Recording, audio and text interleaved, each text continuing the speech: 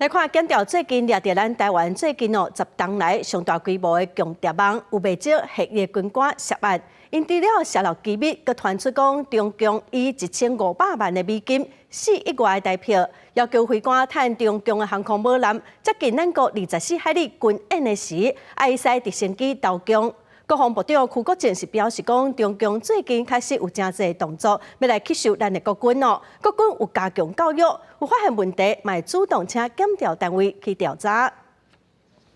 检调伫进前查到以4单的退役军官带头，伫台湾组织强谍网的集团，因吸收退役甲现役的军人，除了外漏亲像是汉光演习相关的军力部署甲作战计划的机密文件起花，团讲一个想要用1500万美金做报酬，启动4社的中校，趁着强奸我军咱国24海里军演时阵，在 CH4怪军用直升机停挖强军的军舰。这几年。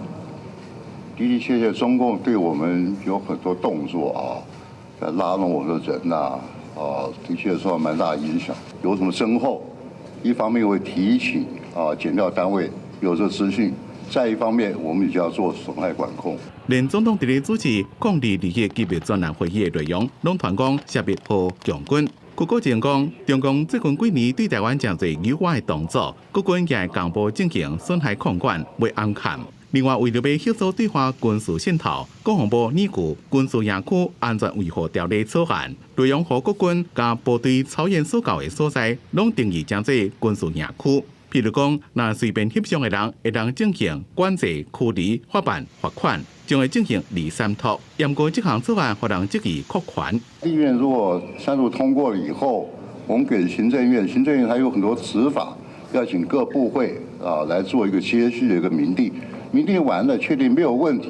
才能够公布。一若增加空防建立的140台 F-16A/B 各改将做 F-16V 的专案，团讲上面一台2亿高机，照机伫咧年底进前全部完成性能提升，但是大hiệu个案因为美国方面延前，估计2026年才能到位。另外，咱向美国采买66台 F-16V 新机，按算2026年交机。邱国正讲，每一项采购案，咱拢有延前的备案。记者综合报道。